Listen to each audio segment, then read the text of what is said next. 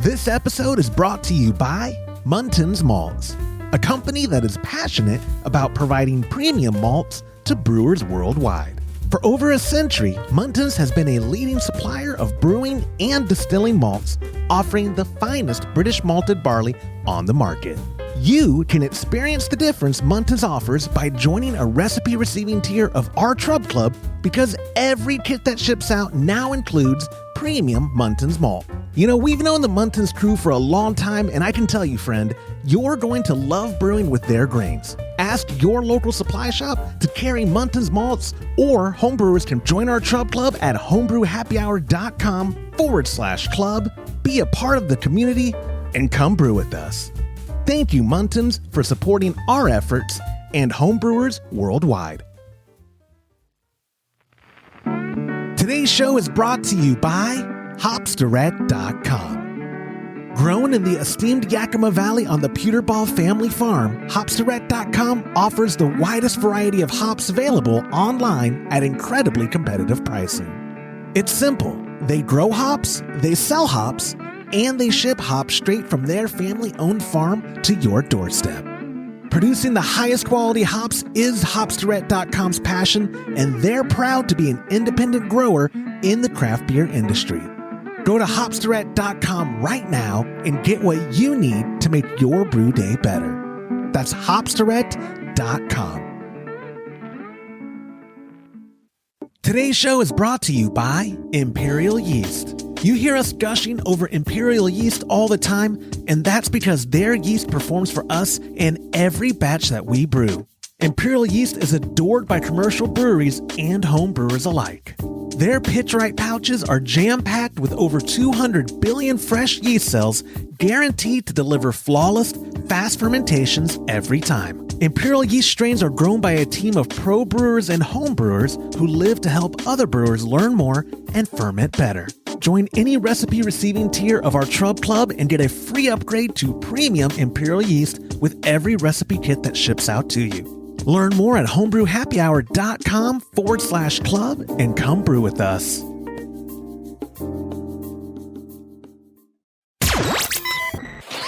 Entertaining shows with content that spreads information and sparks discourse throughout the community. This is the Pearl Media Network. Filtering Trub for my fermentation vessel, Pinlock keg pressure relief valves, our pressure fermentation process, and will brewing at a higher temperature affect my beer's clarity?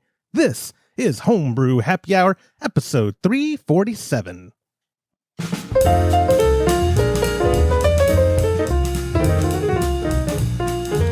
Well, hello, and welcome back to another episode of the Homebrew Happy Hour. This is the show where we supply the answers to your homebrewing questions and discuss all things related to craft beer. And if you have a question you'd like us to discuss on a future episode, go to homebrewhappyhour.com, click on that submit a question link at the top of the page. And now you can text them in, but call them in, leave a voicemail, get yourself a $25 gift card when you use our hotline at 325-305-6107. I'm one of your hosts, Joshua Stewman, joined as always. He's the director of operations over at cmbecker.com, right over there, Mr. James Carlson, as well as the president and chief keg washer of kegconnection.com down there, Mr. Todd Burns. Gentlemen, how's it going? Oh, good. Oh, I'm sorry. Let me ask that again. Y'all were muted. You were only muted because I thought I heard Lana talking loud in the background during part of it, so I had muted it. My apologies. There's somebody up in the back there. They are talking. It doesn't matter. Anyway, is that here? Yeah. Let me tell them real quick. Okay. Okay. Or is your door closed? Maybe in your office. It is. Oh, maybe it's maybe it's Todd's door wasn't closed. That was loud. No, it's just we had these rooms insulated, double insulated, so you couldn't hear. Yeah. And I think it's because we have concrete floors, and the volume just goes right under the door. I said Lana, in hindsight, I guarantee you it was Vilver. Vilver almost always knows when we're on a call, and that's when he gets the grinder going, like, or the conversation. It's okay. Tell Vilver I said sorry. Lo siento, Vilver. Lo siento. Anyway, we are last week y'all were hosting the German, and I could not determine what do you call a singular person from Portugal? What is the single Portuguese? A Portugal. A Portuguese, right? I just say Portuguese man. Yeah, same here. That's what I kind of determined you have to do. There is no single form. Like, there's one German, two Germans. There's one. It's a Portugalian. A Portugalian. I like that. So the Portugalian, and but they are now gone. They've traveled back. They're in their home countries. But Todd, you were hosting them. Quick question: it was opening weekend for Dove, and you were hosting them. Did they shoot any shotguns? Our foreign friends? Or nobody shot shotguns on opening weekend. Nobody did. No, they just drank and sat around and talked about possibly dove hunting at some point, but nobody actually went. We all knew there weren't any birds because it's been so damn hot. There's no birds here. Yeah, no birds. But we were going to do sporting clays, but it was too hot for everybody to do that too. So it's going to be 111 degrees tomorrow. Sat around like a bunch of old men and talked. So what is it right now up there? Because it's a cold front here in San Marcos. It's 95 according to my desktop. Yeah, it was nice this morning. Wow, nice and cool. 100. Anyway, Yeah, 104 today. Ooh. So it's never ending. Oof. What were you saying though, Todd, anyway? I really don't think that I feel like the Comanche weather station is flawed because everything around Comanche is a lower temperature. It's just Comanche that shows higher. Like May is lower. I mean, not May. Well, Stephenville's lower. Or I swear, I think there's something wrong with their unit. Or hear me out. God hates Comanche. Like that's the only other solution. Gosh, we got cooler weather next week. I'm crossing my fingers because every time I look at that, then they come back and revise it. It's back. I looked at the 10-day. Allegedly, September the 13th is the last day of triple digit, and then it's like low 90s, according to whatever Google uses. No, on the 12th in May, the high is 86, and then the high is in the 80s.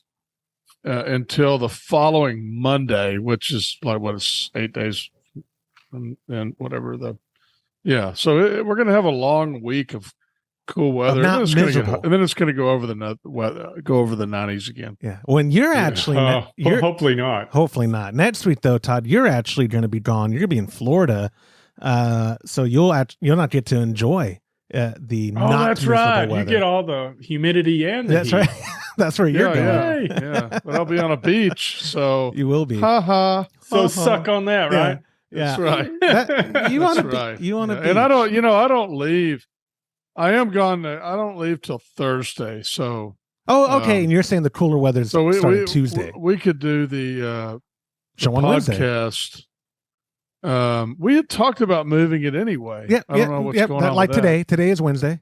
And that's what we're recording. Yeah. We are spoiler behind the scenes thing. So it was suggested to me by people who know better that, hey, maybe you should try publishing it midday on your published day as opposed to evening or late afternoon at the earliest. And I was like, what do you know? And they're like, oh, we do this for a living. I was like, all right, I'll try it. And sure enough, it's we're committing to it. We've done 2 weeks in a row so far. And so now we're recording on Wednesdays to give me ample time to not mess it up. So we are now recording our weekly show on Wednesdays. Not that it affects anyone there because we never live stream it. I think we tried that once. No, I'm lying. We normally do it on the 50th episodes, right? Like we did it episode 50. We did a live stream. I think 100 was a live stream. 150 was a live stream, and 200 was a live stream. I think 250 was the one we attempted, and it didn't work out. But I don't know because I just fixed it on my calendar. And it's completely gone now. So I'm not going to be doing the podcast anymore. That is the rule. If it's not on Todd's calendar, he doesn't do it. It has to end up on the calendar. So I forget. I don't know what I did wrong. James, we're only 3 weeks from, not counting this episode, but 3 additional weeks from episode 350. Maybe we need to. Yeah, I know. Isn't that wild? 350 of these. But it's been a blast. We got to figure out, maybe we live stream 350, or we record up at the ranch, Todd, or with Wednesdays being our new record date, there's a good chance every other week I'll be recording up there with y'all. because I'm usually up there every other week, Monday through Wednesday. But which reminds me, James, maybe I should come up when he's gone, because he is gone a Monday through a Wednesday. Maybe I should just come up that week. Like I did. I'm good here. Yeah. I mean, yeah, I know you don't. I know, and you don't need me. I know, but that was me being. There's dozens of people. No, I appreciate that. I really do. Oh. But we've been.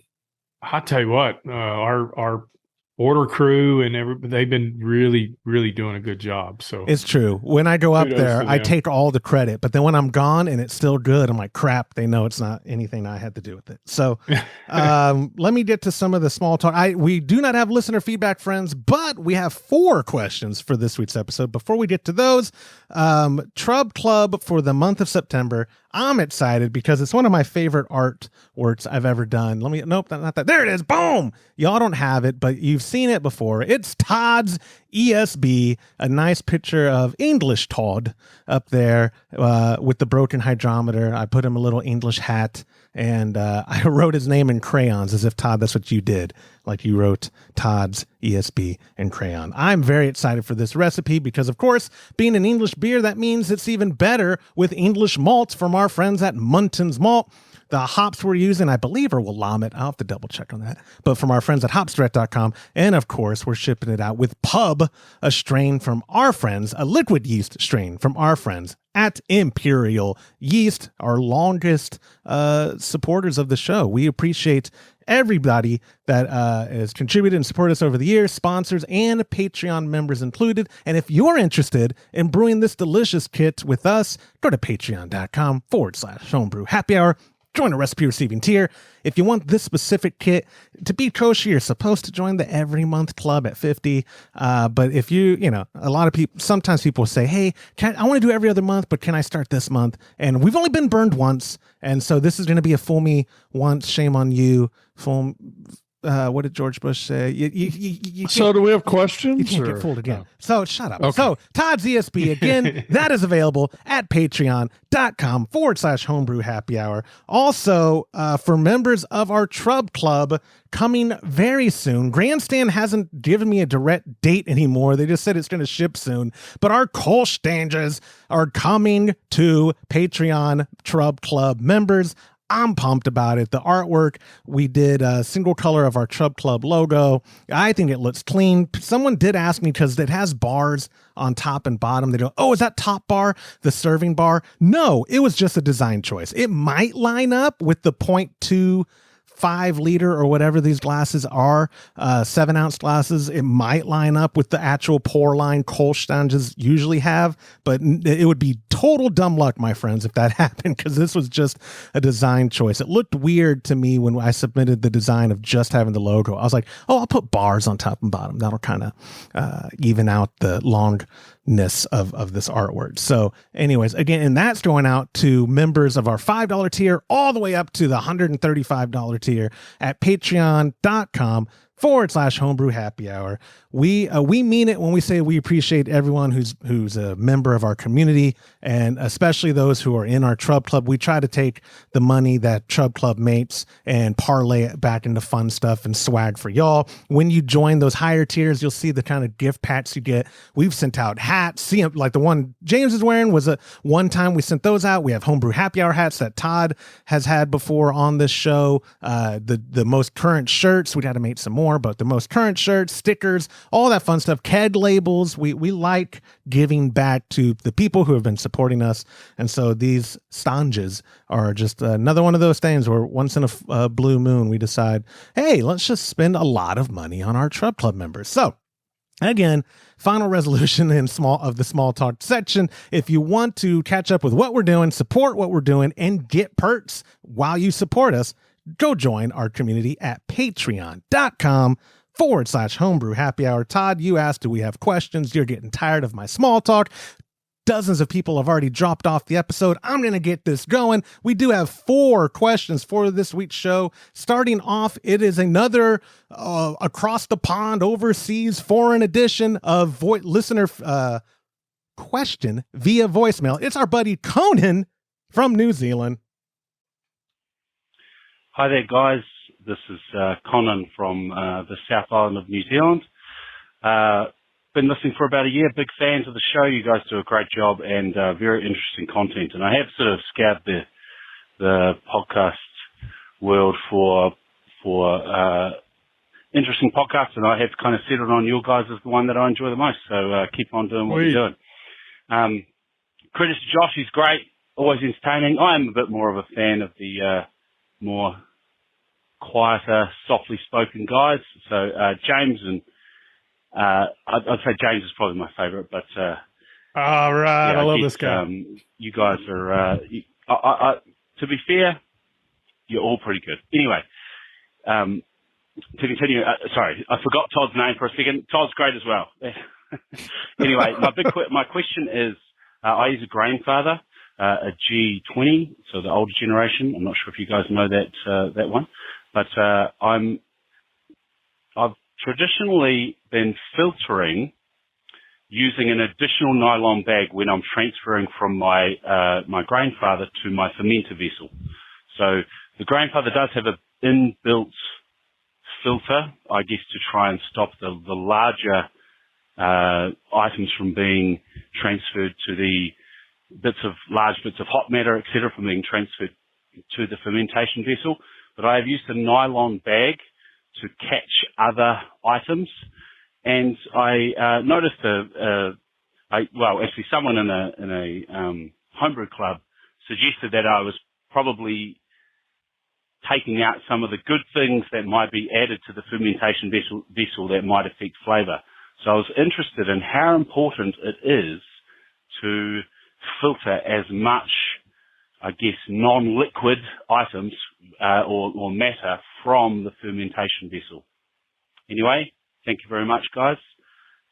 Take care. And also for the voucher, it's probably no good sending it all the way here. So maybe give it to Josh, and maybe he can brew some fucking beer. Anyway. Bye. I love that. There is a little secret that y'all are finding out. I'm taking all these foreign calls because they're all giving me their vouchers, their gift cards. It's great. I've made myself a customer on the store, Todd, and then I realized I could put any number in the store credit. But no, that's yeah. I mean, you don't have to get vouchers. You can just put. I know. I gave put myself $1 million on there. I know, and I might, and then see what you say. Like, how did this person buy 4 brow tides and not spend a dime? I don't know who that person is, Todd, but I'll deliver it. Anyways, it's weird. He lives in the same neighborhood as your dad. Yeah, right. That would be hilarious. Like, wait a second. All right, our buddy from New Zealand. Some context to, like, I don't know if all in ones do this, but James, you're very familiar with the Grainfather, and and that one, because that's what I started. That's all your batches. Or G30, right? I think he said G20. I think he meant G30. He said G20. Was that? Well, he said the older. Yeah, it must G20, be like their first gen. That's what Todd won. Yeah. I think didn't you win the very first one in North America? Yeah, so I got to brew on that. Yeah. Right. So they're pumps, right? I mean, they have the false bottom built into it. And then they have like this other false bottom where, like, before you get to the pump, it does its very best to keep big masses out, right, of the recirculation, and then they use that same pump when you're transferring in. So it is, like he said, it is basically kind of doing a filtering for you. I've never thought to do what he's doing, and when you're going into the fermentation vessel, it doesn't matter if you're splashing or not or whatever, because you want oxygen right before you pitch. So it's like, I'm imagining he's doing it into the bag, and then that's going through the bag right into a keg or whatever he's using to ferment in, his bucket or whatever. Do you think that is an unnecessary process, James, of going from your kettle, or in this case, the Grainfather unit, into the fermentation? And is he right, or is his buddy right, that said you might be missing out on some things that would have made the beer end up better? Like, what are you doing if you're filtering out at that part of the brew day process? Well, I mean, he's just getting rid of all the Trub, right? And technically all the particulates and hop parts and all of that in the bottom of the Grainfather. So he's trying to get a clear wort into the fermenter, and that's what I always try to do. We're lucky with the Grainfather, with the with the Brautag is we have a whirlpool that concentrates all that particulate matter in the center, so it stays away from the pickup tube, which is on the side. So, in my opinion, I think everything that's going to create flavors is what you did, not only in the mash but also in the boil with your hop additions and all of that. So, I try to get as clear a wort as I can into the fermenter, because all the stuff that we did when we were in the process of mashing and brewing and boiling is for flavor.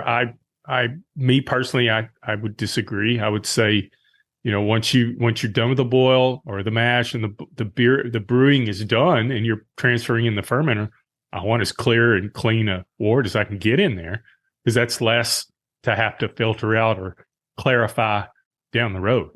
Right. And I think, that's me. No, and I think the three of us are that way, and not to the extent of, because you're not putting like a nylon bag as you're going into your Spike conical or your Blickman conical. You're just kind of eyeballing it from the pump, right? Like you're eyeballing where the line is, and as soon as you start seeing nasties come up, but like you said, because we do benefit. I whirlpool as well in the G40. It has that ability to whirlpool.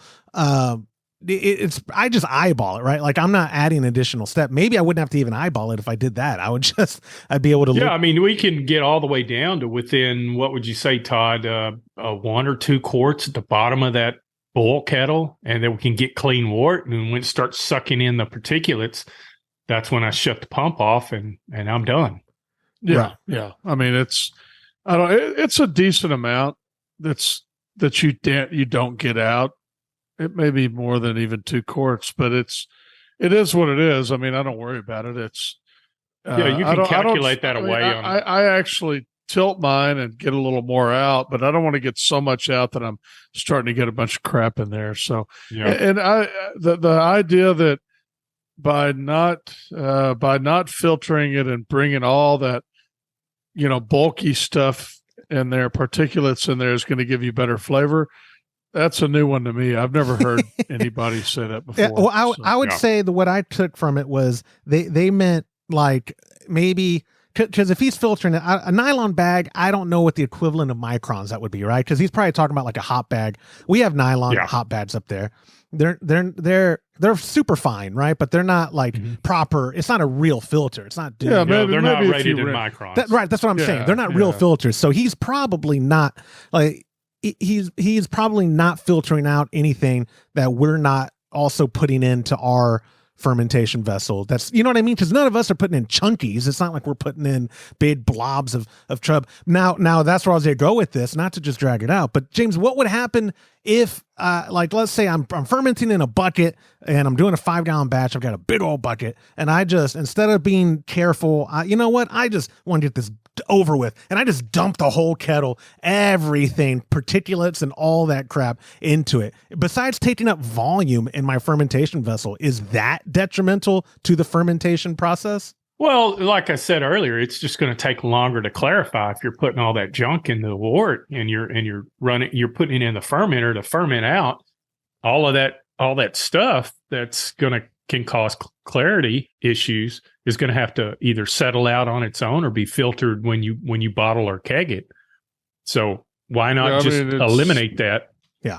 When you punch in, because it's going to have more Trub and everything after the fermentation part is done. So there's going to be a huge difference between all grain and if you're using extracts, obviously. Yeah. I mean, that might be a good way to look at it, is, kind of what you get when you're using extracts is probably what you should be aiming for when you're doing all grain. You want that, fairly clean, fairly clear liquid wort to go in there. Right. Well, and also though, but after the boil, because the all grain and the extract process becomes 1-to-1 at the point of boil. Like the extract is just taken away. You're not mashing it. It came pre-mashed in an extract. So the only real stuff that should be probably at the bottom of your kettle is hop particulates, right? And whatever other clumpies, like you said. I mean, I don't know what the technicalities of Trub is, like the makeup of it. There's some protein, from the hot break that can get down in there. And once you cool it down, it shows up pretty evident. And then you probably got some hop particles that make it past the bag that get in there. Just all kinds of good stuff there. What I would say, and I think y'all would agree, if he's been making good beer, doing it the way he's been doing it, I would keep doing it. Because there is no harm. I think, right, James, there's no harm doing what he's doing, because at the end of the day, like you said, he's just helping future Conan with when he's transferring to his serving keg, or if he's doing secondary, he's just helping that future version of himself from having to not have as much crap to look out for come over. Because a lot of the times when I'm transferring out of my fermentation vessel, I use an all-rounder from Kedland, which is close to him. I think they're Australian, not a New Zealand company, but the all-rounder's clear. And so when I'm transferring out with pressure into my keg, I just eyeball that floating dip tube. And as soon as I start seeing any yeasties or Trub stuff start coming up from the from the all-rounder through the liquid, I'm done. Okay. Transfer's done. Because like you said, I'm going straight into the keg. I don't want to have a bunch of crap sitting at the bottom of my keg now, and the first couple pours are going to be nasty and cloudy, and it's not going to be clear for a long, long time, blah, blah, blah. So what he's doing is just helping out future him with clarity, right? Yeah, he's just pre-filtering anything that... What? You should do that sometime. Help future Josh. Oh my gosh, there's so You're many always times just like screw future I do. Josh. I give future Josh the finger every day, and then present Josh, when I'm affected by it, I'm like, God, that past Josh was an idiot. Like I hate past Josh. I kind of like present Josh, sometimes, but future Josh, screw that guy. What a schmuck. Anyways, Conan, thank you so much for submitting that question. Yeah, great question. It is. And we love hearing from overseas. I think I have a few more overseas ones, but if y'all cannot, so I tried to text him, and of course, Google Voice, I don't think allows for international messaging. So if you are international and you want to leave a voicemail, email it to me, joshua@homebrewhappyhour.com. Our buddy Simon from England did that a couple weeks ago. I'd love to feature y'all. Or what? WhatsApp. I mean, WhatsApp as well. WhatsApp, a lot of people use WhatsApp. Oh, shut up. From overseas. Oh my gosh. Or everybody I know from overseas always wants to everyone use you know WhatsApp. from overseas is also middle-aged. No, that's not true. I mean, I had a conference call yesterday on WhatsApp and he's from New Zealand, and he's very young. He's younger than me. I like that's the qualifier. He's very young. He's younger than me. I called myself young at my daughter's youth group. I was just like, young stuff. And this like 24-year-old person I was assisting that group was like, how old are you? I was like, hey, listen here, pal. I just got my black belt in jiu-jitsu. You better watch your mouth. Anyway, so he's a future Josh has an ass whooping coming from somewhere. Absolutely. Anyways, Conan, thank you. Probably drunk at a trade show.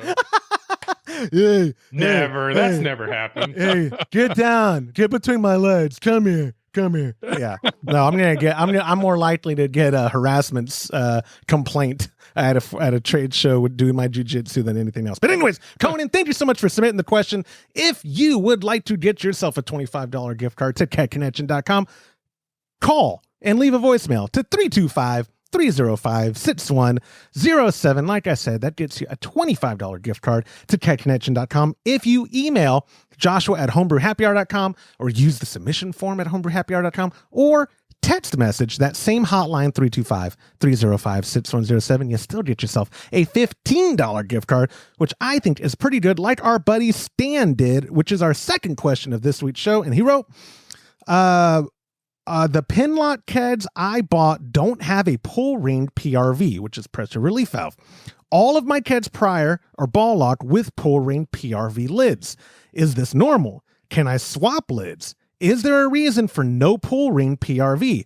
I'm trying to figure out how to depressurize this thing when it comes time to. Makes me a little nervous. Hope you can help calm these nerves. Stan, I understand, my friend. I understand pressurized vessels, and if you can't determine how to depressurize them, that would be terrifying. That's almost my nightmare.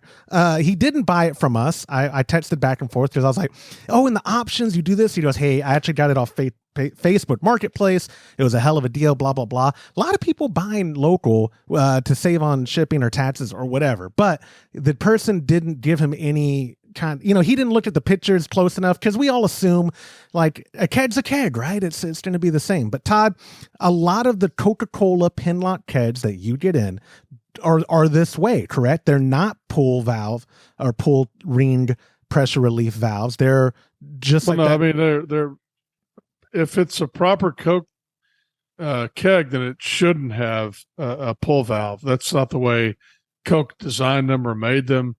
Coke didn't use those at all. They used an automatic pressure relief valve, so it will automatically vent the pressure and doesn't have any sort of a manual system on it.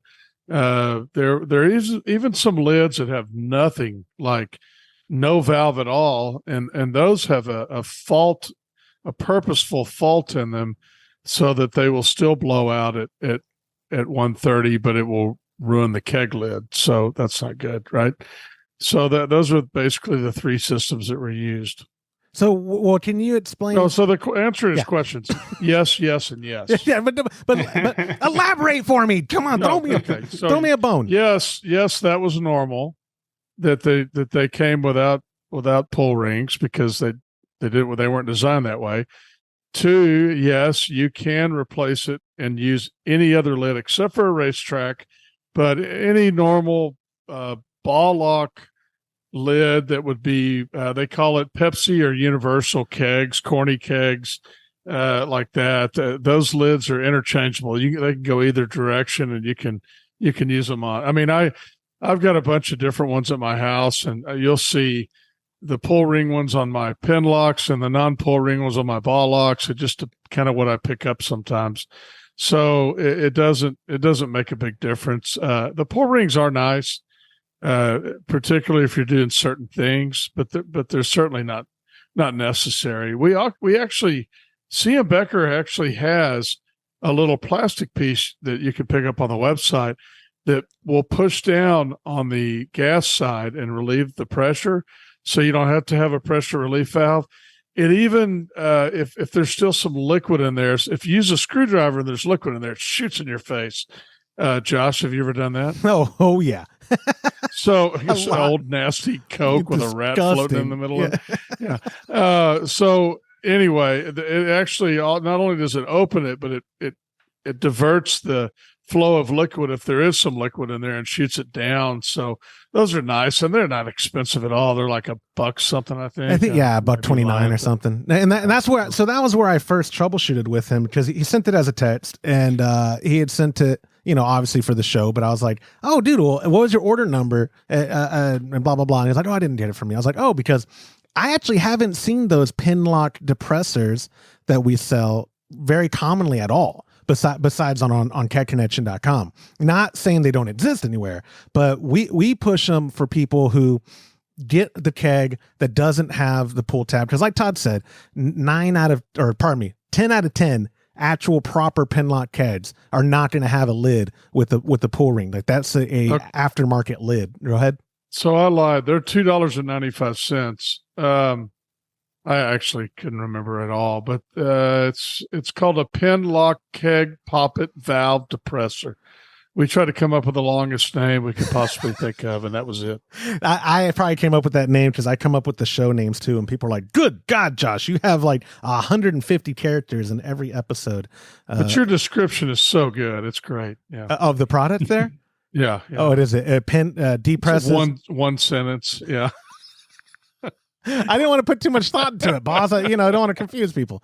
No, that it tool really covers it. This is used on the post of a pinlock keg to release the pressure from the keg. Yes, that's all you got to know. That's the Todd Burns on Homebrew Happy Hour kind of answer. You probably wrote that. You probably it deflects it down too. That's nice. Oh, we should add that to it. Well, I will say real quick, just a pros of what I do like about pin locks, because some people do say that's a con. Like they get so used to the pull tab, and I'm gonna admit I like it too. I like when I'm depressurizing a keg on the fly. It's super easy. Just pull that thing, or when I'm transferring from a fermenter pressure. Transferring from fermenter to keg, I can just lift that tab up and turn it to the side, to keep it perpetually open so that I'm not having is that negative pressure, I guess it would be, that would stop the flow as soon as pressure's matched, and then my transfer would just stop and I'd get frustrated. I guess you could the depressor would really help with that. I never thought about that. Yeah, well, the depressor would work there. What a pro of mine for the pin locks though is that you cannot put the depressor on the wrong post, and you can't put a disconnect on the wrong post. Oh, it's brilliant. I cannot tell you how many times I've put the gas disconnect of a ball lock keg on the liquid post, and it's not the end of the world, except I'm not that strong, and getting them off, they get so, I don't know what it is, like the teeth of the ball locks or something. It can be difficult. It can be very frustrating. You've not had that issue? You don't have a jitsu move for that? Yes, I rear naked choke it into submission. No, I feel so weak on that, and sometimes on pickle jars. But anyway, the pool ring though, like you said, universal kegs. I've heard Pepsi kegs called Pepsi kegs, corny kegs, and general beverage kegs. And beverage, yeah. And so you're saying they could find, as long as it's not a racetrack lid, because that's oblong, that's more oval than it is. It looks like a racetrack. And it looks like a racetrack, hence the name. Versus an egg. Yes, kind of. The standard the standard lid. You are claiming like, yeah, you can find one online. It's not brand specific. Like, oh, is your pin lock keg a Firestone, or is it Cornelius, or Spartanburg is Firestone? But you know what I'm saying. You don't think it's manufacturer specific? No, we have them on the website. I just searched for keg lid and it didn't come up. But Oh yeah, I'm going to edit that out. So okay, here we go. Cornelius / Firestone lid fits ball lock and pin lock lids. That's in the description. You don't even have to go past the description. Boom. Yeah, and brand new. He should pick some up, maybe negate some of his guilt feeling from not buying the original kegs from us. Use that $15 gift card towards the purchase. There you go. That'll cover shipping and a discount on your lid, my friend. Yeah, absolutely. I got nothing else to prolong this question, guys, except that I'm also a fan of the pool tab. I do get spoiled. Me too. Right? And it's the best of both worlds. If you don't have clearance for ball lock kegs, would be a converted pin lock, or even just a standard pin lock with a pull tab lid. And I think that's as good as it gets for tight spaces on height clearance. But anyway, Stan, thank you so much for submitting that question. We're moving on. Our third question, it's another voicemail from our buddy Melvin from Maryland. Howdy, guys. This is Melvin from Maryland. Great show, by the way. You guys make work much more bearable. I always look towards Thursday evenings and sometimes Friday in the morning. Anyways, my question for you guys, since you guys have expertise on pressure fermenting, what's your process from point A to B on the fermentation side of pressure fermentation? And perhaps, I guess another question is, what's the, sorry, I got lost in thought. Do you leave it under pressure from the get-go, or you let it build up to pressure, and then do you naturally pressure your beer once it's done fermenting? And if you do, what is the process of it? Anyways, thank you very much, and keep up the good work. Thanks, guys. Melvin, that's a great question. We haven't really gone deep on it. James, you're, of the three of us, you are like every batch pressure fermenting. So I'm going to start it with every you. Single one. What is your specific process for brew day, and it's now time to go to the fermenter? Well, we are using the Spike splending valve, which if you guys got to go to their website and check it out, it's super overbuilt. It's a work of art. It is gorgeous. But the one thing about that is you can set the pressure by spinning the knob on the top. So what I like to do is I like to go ahead and get it preset. And the way I do that is I hook up, once I have everything in the fermenter, my yeast and all that, I'll put the pressure relief valve. It's got a gas post on it. And I'll set it up between like 8 to 10 PSI. I think it's got a safety blow off at 15, but I always try to shoot between 7 and 10. And I want a little under the 15 blow off. So I'll go ahead and set that. Now, if you want to not worry, I know Jonathan talks about you can let it just naturally build up pressure. But the main reason why I do that is I want to make sure I know where it's going to be letting gas off. So that's what I do initially. I go ahead and let it run the whole run. We've got a chiller coil in it. So Todd's been good enough to give us really good equipment. So we're able to put that in our spike conical with the cooling coil. I don't turn the cooling the chiller on because I like to let it pressure ferment under room temperature.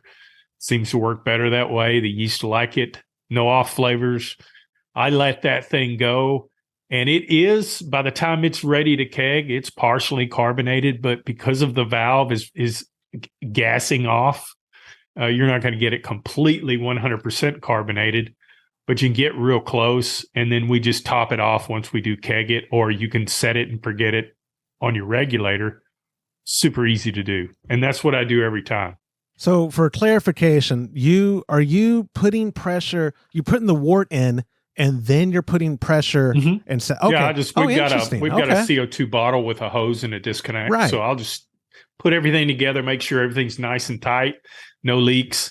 And then I'll put I'll turn the gauge down pretty low on the regulator on the bottle, attach the disconnect to the PRV, the splending valve on the keg, on the fermenter. And then I just turn it up till I hit, between 8 to 10 PSI. And then I'm good. Take it off, let it do its thing. And then once it's done and I cold crash it, I hook the gas back up and then I let it ferment or top it off once generally I can get it, in a week. If it's cold, it'll top off and it'll fully finish carbonating, topping off with a gas. Interesting. I should maybe try that. Here's my process. And actually, you know what, Todd? I'll kick it to you when's the last time you pressure fermented? Well, first and foremost, James used the word "we," but when that thing came in from Spike, he wrapped his long fingers around it and chained it to something here in the office. So I've never taken it home and actually used it. Oh, we have another one. Yeah, we have two. What? Yes. Oh, we yeah. have two? Oh, yeah. Yeah, we have a smaller version that's in the box. It's not being used. Yeah. Oh, wow. I'll have to look at that. I don't normally pressure ferment on my Spike system. I usually do that on the what brand are they, Josh? The ones we got from Kegland. It's the Firmzillas. For more beer. Yeah, we got them from our friends at More Beer. But Kegland is the manufacturer out of Australia, and they that's what I use as well. That's the one I normally use, and I just turn it. I let it build up some, or I can put CO2 if I'm in a hurry. I let it build up some, and then I kind of watch. It starts to build up pressure pretty quick. That's one thing that's amazing to me is when you pressure ferment, how quickly it builds up. So, and then I just set it at about 10 PSI and leave it. Interestingly enough, he asked about, do you force carb?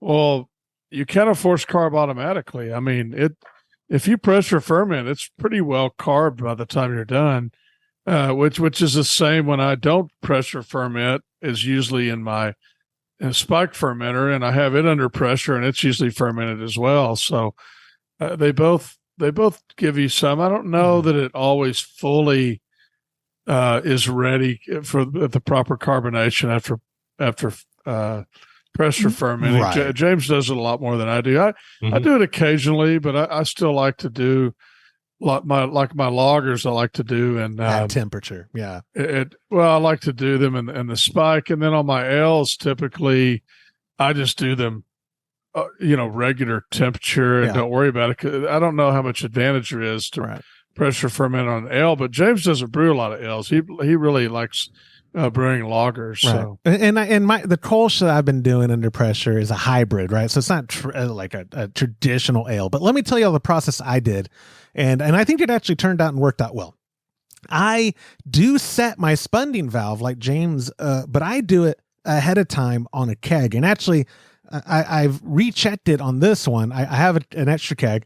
I put it on there and I pressurized the keg and I started adjusting it. And it was actually already at 10 from the last time I used it. So I used the, oh goodness. Duo-type. No. So I actually used the Keg King spunding valve. It's a little bit higher end. I know the Kedlin ones can come with Steenbecker ones, but these were ones that Anvil brought over from Keg King, which I think is also Australian, funny enough. But they, it's the same company. Yeah. It might be, but Keg King, it's a brass or it's a metal spunding valve, and it just, to me, it just feels. I don't know where it is, otherwise I'd grab it. But very nice. It's available at Anvil's website. But I use that, and it holds it well. The Duotite holds theirs well too, because we've used that multiple times where it was kind of almost a set and forget. Once I set it at 10 for one fermentation, that when I use it again later, it's already ready to go. But I set that on a keg. And then I go, I purge that keg because that's probably the keg I'm transferring into.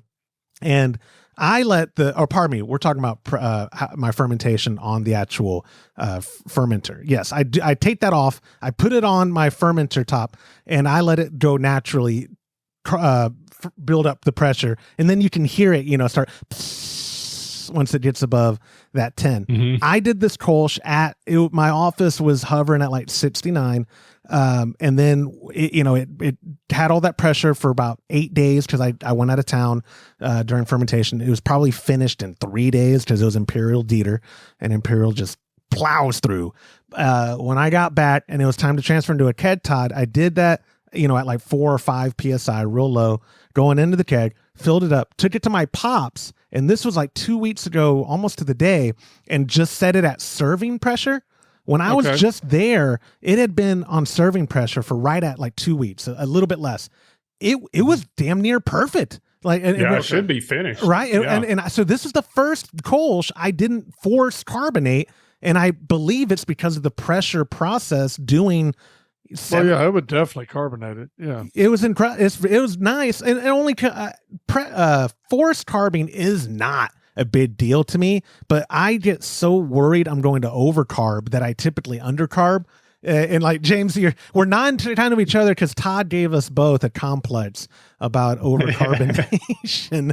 Rightly so, because I was crap at forced carbonating. It was either way under or way over.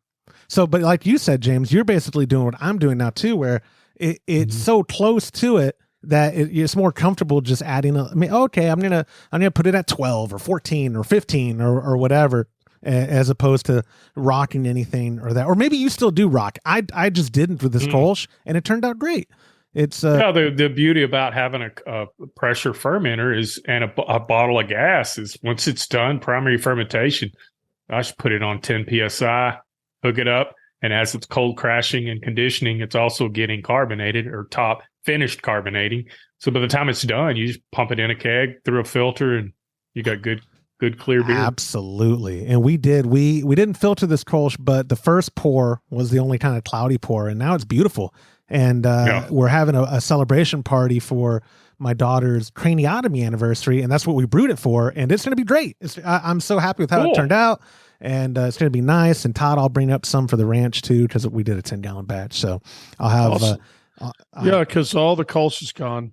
Is that what y'all? All the alt is gone. All the gold from the New Zealand gold. New Zealand is gone. Yeah. What about the things are gone. ESB?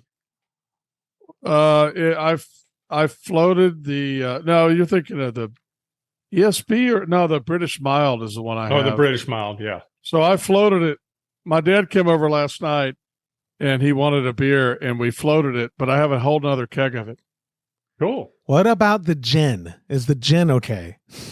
Nobody hit the gin. Nobody.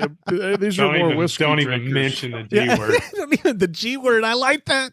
You're right. Yeah. And it is. I'm ready for cooler weather because I'm ready to transition back into whiskey. For me, on 104 degrees, sitting on a Friday evening with my wife is not comfortable for some reason. But gin is refreshing. So. Oh, I made mojitos too. People like those. Yeah. You made good. You had me in a mojito kick for a while. My wife appreciates it because I started making them for her, and she's like, "What got you into this?" I was like, "It was Todd. Todd just." But you have a mint plant. Our mint plant died this summer. I'll give you another one. Oh, do you have? I'll grow you one. Oh, just take some off of mine and put it in a pot and put soil around it, and you'll have mint in 2 weeks. They grow really fast. Perfect. I don't know. He gave me a basil plant. It was absolutely beautiful. I put it in a pot with new potting soil. It ain't grown an inch. It looks worse now than it did when he gave it to me. It's so funny because I gave my wife a couple of those basil plants and she replanted them. And the other day when you were coming for dinner, Josh, she said, "Oh, you got to stop at the grocery store and get some basil." And I was like, "Well, what about the plants?" And then she sent me a photograph. She's like, "I totally forgot about these. We have fresh basil growing." So that's what she used in that "Marry Me" chicken. No way. Oh, wait. I wasn't there that gone, night. man? I was gone, you jerk. You knew I was gone. That's right. You knew I was gone. She was not. She was under the weather. You listen, boss. You cooked great. I would love to throw you under the bus. When you're making dinner, I don't complain.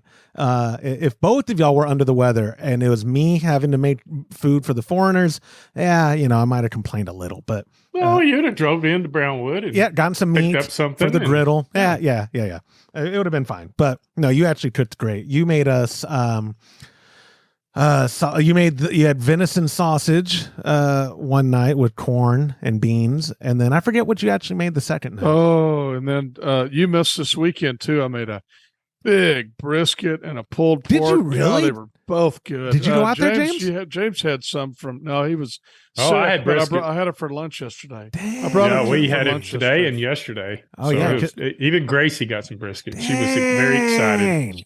Yeah, you can't make a little bit of brisket. I mean, there's always it's just no. I'm not going to pass up Todd's brisket. It's the absolute best brisket made. It's great, without a doubt. It's great. And the pulled pork came out well too. It was pulled pork's really good when you rip it up right there off the grill. It seems like it dries up a little bit after that, but the brisket's always stays moist. So yeah. Anyway, I digress. I like beer and brisket. I don't want to talk about your. Let's talk about beer and brisket the rest of the show. Your gastronomy adventures this weekend. Let me get to the fourth question, Melvin. Thank you so much for submitting that question. It's a final reminder when you call and you leave a voicemail like our buddies Melvin and Conan did to 325-305-6107. You do get yourself a $25 gift card to ketconnection.com, or if you use the submit a question link at homebrewhappyhour.com or text that same phone number I just mentioned, you still get yourself a $15 gift card. And our buddy Joel from Montana did send me a very lengthy text, and he wrote, "Hey there, HHH crew. I'm getting my recipe ready for the Oktoberfest brew day. My wife suggested that I make this one with a little bit more body, and hopefully it will increase the mouthfeel as well. I pretty much always brew as she suggests, so I'd like to ask the pros at Homebrew Happy Hour if brewing at a higher temperature to get more body will affect my clarity. I'm super sensitive about serving beers that have too much haze. It's kind of a reputation that she and I value with our beers. What are your thoughts? Can we push our grain bill up to keep the ABV as well? If you allow 2 questions, we'd love to hear from you about that issue as well. Thanks, Mr. Burns, for the pile of money you and Liz have given over for us for brewing equipment needs. We put it to good use. Cheers for Montana." Thank me, Joel, for taking from his pile of credit gift cards and giving to you. Anyways, it's a good question about sometimes one choice affects something else, right? And you have to prioritize, what do I want from this batch? I don't want a hazy Kolsch, man. I want it to be clear. What would you suggest, James? There's some good techniques for getting more body. Is it just upping the temperature? Yeah. It's just get in the alpha range. So that's going to be, you could try doing, I don't know if he didn't mention if he does a split fermentation where he does the beta for a little while and then finishes off with an alpha. But if I was going to do an Oktoberfest, I would probably do, 30, 40 minutes at 148 degrees, between 145 and 148, and then finish the rest at like 158 degrees for the remainder of that. And that will give you enough body and it won't make it cloyingly sweet. That's the other drawback. If you just mash in the alpha range, you're going to have a super sweet, big body beer that is not going to be as enjoyable than if you split it up and then you just do a little bit of the alpha sugar molecule. I think that would be the best approach. Or you could just say, I'm just going to do the whole batch at 152 and see how that happens, see how that turns out. But I would split it up. I would do so many in the beta range, and then finish off in the alpha range, the high alpha range. You're no stranger to step mashing on a variety of styles, because that's technically, I mean, that is step mashing. When let's say my pop and I are doing it on a cooler. Is there on electric brewing, step mashing is easy. You change the thermostat and it adjusts it for you. Some of them, like the Drainfather, you can just program it. It knows when to step mash automatically. In like a cooler or an older style setup where it's not the convenience of technology, is it just getting the temperature water ready and then throwing it in there and then closing your mash tun back up? Or what are some, maybe hints you could give people who are wanting to step mash on, a non-electronic mash tun? Well, what we used to do when we were doing that type of brewing, I would pull some of the wort out, heat it up, and then put it back in the grain bed to raise the temperature if I wanted to do a split, mash. Or There's you a just term for that, right? You've used it before, but I can't remember what it is. Well, decoction is the grain, not the liquid, but I would actually heat up the liquid. Oh, the liquid. Okay. Yeah. I was thinking, I thought you meant. But you can also, one of the purposes, decoction mashing is to raise the temperature. So if you wanted to do that, that would be excellent for an Oktoberfest, because that's actually how they get some of that, those flavors, is pull a couple quarts of grain out, try to get just the grain and very little liquid, and then boil that for, I think when I do it for, 15, 20 minutes, stirring. You don't want to scorch it, but you want to stir it really good, keep from scorching the grains, and then put it back in and then measure the temperature. You may have to do that 2 or 3 times to get in that alpha range, but also you get the benefit of something magical happens with that malt when you decoct it back in and you boil it on the stove. It caramelizes some of the sugars and it gives it that Oktoberfest profile. So if you wanted, my best suggestion would be try that first. You probably got a 2.5 gallon kettle sitting around. That's perfect. That's what I use. Put it on your stove. And I use just a big cooking strainer, and I'll put as much as I can in that and then heat it up. And you got to stand over it and stir it and just let it, you see it start boiling, the liquid's going to come out of the grain, and just stir it up real good and just keep stirring it for 15, 20 minutes. Put that back in. It should raise the temperature up. If it doesn't get where you want it to be, just do another batch and then just continue to do that until you get into that 155 to 159 degree temperature for, let's say, the last 20 minutes of the mash. And then you'll have something I think you'll be pretty proud of. And decoction, so we did a video on it that you did, and if I remember, that ended up being the blonde alt, which was one of your best tasting alts you've ever done. It was incredible. It kind of, I guess, it caramelizes the grains a little. But does that? I don't remember it affecting it, but does that have any effect on the final clarity? Is that pretty much? I don't think so. I think clarity is just an issue of you got to let it lager, so to speak. Just keep it cold and let all the particulates drop out, or you can of course filter it, but I don't think it would affect. Chill haze is a thing, and that's why the hot break right before it comes to boil, I'll remove that hot break, because I know a lot of people don't do that. I don't think commercial brewers do that, but they can clarify through filtering.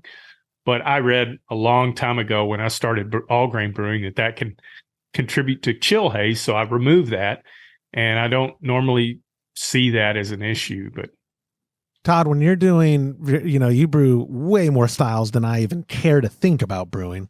And some of them call for a little bit more mouthfeel. Some of them call for this or that. Do you calculate this stuff yourself, or do you just plug it into Brewer's Friend and take their advice? Because that's my recommendation was going to be too, like if you're ever wanting to know what would be in style of a mouthfeel or this or that, tools online like Brewer's Friend exist for you to be able to plug your info in and then kind of help you out for the brew day. But like you're doing, an English mild doesn't necessarily need to be, overbodied or but whatever. It's something that does. Yeah, you're probably gonna. I usually stick at about 152, but you may do it a little higher if you're wanting more mouthfeel. I mean, that's certainly a way to do it. I've never done the decoction. I've watched James do it before. It's kind of like, he looks like a mad scientist on like Percovin or something. Like his eyes are wide and he's doing it really quick and putting it back in there. It's fun to watch, I have to say. I should do one.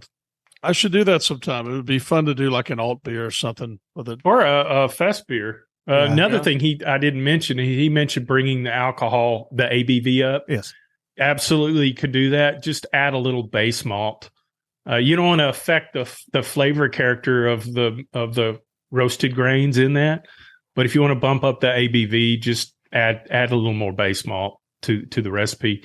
But like Josh says, get into Brewer's Friend. If you don't, really seriously think about getting into that brewing software or something else, because it's a great guide in helping you to not go out of whack as far as the recipe style that you're trying to generate. Once you have that, it's easy to go back and because it shows you the ABV, and you can play around with the amounts on the base malt. Like if you're using Pilsen malt, that's what I would be using as a base malt, or even you can use Munich malt for Oktoberfest as a base malt. I know that a good bit of that is in our alt beer recipe, and you can see the difference on the ABVs because it'll tell you once you make the change. So that's a good point. Yeah, that's probably one of the things I use the most on the recipe program is actually checking to see if it's in style after I finish tweaking everything. I love it. Because a lot of times it's like, my color's kind of off. I gotta change something. So Brewer's Friend's really, really good about that. I'm gonna ask, and also I will say, I'm sorry I interrupted you, Josh, but one great thing about Brewer's Friend too is you can scale. So it doesn't matter what recipe you get. Let's say you get a recipe from a friend or from one of us, and of course it's going to be a 15 to 18 gallon recipe. Plug that into Brewer's Friend. They have an option called scale. You can scale it up, scale it down, and it'll tweak the recipe to where it needs to be for that given size of batch. Size. The software is it's handy. I love it. And I know they're about to come out with an updated app for people who don't use the web version. I always just use the web version when I'm using it. Me too. So, but that's just because I have the laptop out there when we're brewing or whatnot. But I was going to say, Todd, we know the developer. I should petition them to anytime someone's making a Kolsch or an alt or something and they want to use Sterling, it immediately goes out of style. Any Sterling hops. That was the winning batch of Kolsch Cup 2023. I know. It's the greatest hop ever. Yeah. You eat my face when I was interviewing him. What did you say? Did you use for aroma hops? Oh yes, Anyways, are Sterling noble? They are, right? Aren't they a noble hop? They're German. Are they not? Are they? No, I don't think they're noble. So. Oh, okay. Well, I can tell you real quick. Yeah, as he's looking that up, I'll wrap up this question. Joel calls in a bunch, and it is a good like I said at the top of the question. I sacrificing clarity is probably he's probably not going to have to worry about is it going to affect it too much, right, James? Because he can kind of work that out in the lager or the cold conditioning process. Mm-hmm. Like time can be his Oktoberfest friend, where what you're talking about doing, it will probably it will only benefit the end result if he does the decoction or step mash. And also when you're talking about many types of roasted malts in recipes like an Oktoberfest, you really want to let it set cold for 6 to 8 weeks, because it'll make a huge difference in the flavor profile versus I'm impatient. So once it's done and cold and fairly clear, I'll keg it. But the people with patience, I've seen some people that'll store them for 3 or 4 months. Yep. And it makes a huge difference. Yeah. Very rare do we know the people who are doing it old school, where they brew it in March and they serve it up in September, but plenty of people brew it June and start drinking it September. Or like you said, 4 or 5 months of wait time. But anyways, what'd you find on Sterling? It's not. That is not. It was actually released in 1998, so it's really hard to believe that would be a noble hop. It was released in 98. 98 was a good year for movies and music. I think Blue Album Weezer, that was 94.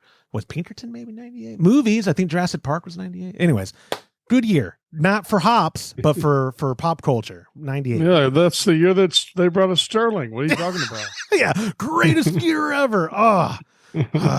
I feel like my life sometimes is one giant. I think I might troll. have saved a little bit of that beer pale ale for you that you like so much. Huh? I thought your friends drank it all. And you're like, they love it. No, My the Sterling. I know. Sterling. Yeah, I know. I'm joking. Yeah. I don't have any. Yeah, because your friends drank it all because your friends loved it. They loved it. That was the go-to James, beer. You know what the go-to beer was this weekend? What everybody liked? The New Zealand Gold? Everybody liked the New Zealand Gold. That went quick. I mean, I had a lot left because I'd changed kegs out, and it was all gone. It was a good beer. Last opening weekend of deer season, last November, I brought a delicious batch of breakfast out for Todd, put it on tap. He had, other beers as well. All his friends could talk about was how good the Sterling Pils was. And I was like, well, did you try this one? They're like, yeah, it's coffee. I'm all right. What are you talking about? The breakfast style. They're like, no, man, you got to have Todd's Pilsner. I'm like, y'all are disgusting. Your friends are idiots and filthy heathens. And that's all I have to say about that.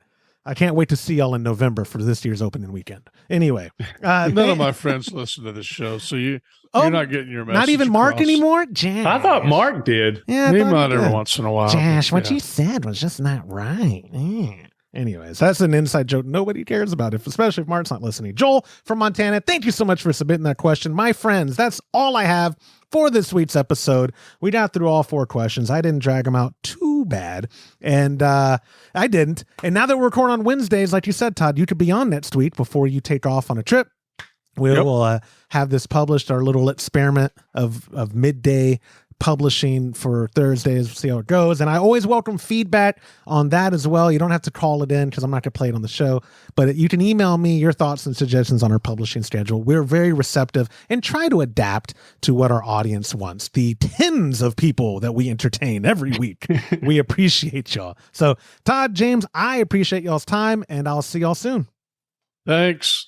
Have a good night. Thank you. And that will do it for this episode of the Homebrew Happy Hour. If you have a question you'd like us to discuss on a future episode, go to homebrewhappyhour.com and click on that submit a question link at the top of the page, or even better, call it in, be Todd's best friend, use our hotline at 325-305-6107 and get yourself a $25 gift card to kegconnection.com. Thank you to our sponsors like Munton's Malt, premium grains for a better brew day. If you aren't already brewing with Munton's Malt, give them a try by joining our Trub Club at a recipe receiving level. For the best hops available online, give our friends at hopsdirect.com a visit and pick up what you need for your next brew day. Also, get a pack of Imperial yeast along with premium recipes from us when you join the Trub Club. Go to patreon.com/homebrew happy hour and come brew with us. On behalf of Todd Burns, James Carlson, and the Pearl Media Network, I'm Joshua Stubing. Thank you for listening.